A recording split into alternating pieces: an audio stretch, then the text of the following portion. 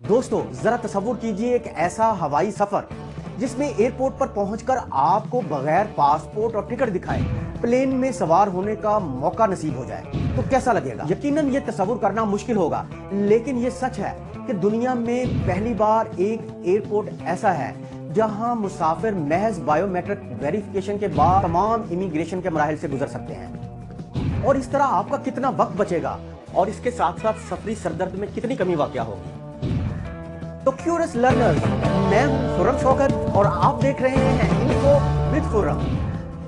जी हाँ नाज़रीन, ये है सिंगापुर का चांकी एयरपोर्ट जहां अब पासपोर्ट दिखाने की कतई जरूरत नहीं, बल्कि तमाम तर यहां काम बायोमेट्रिक के जरिए होना शुरू हो चुका है।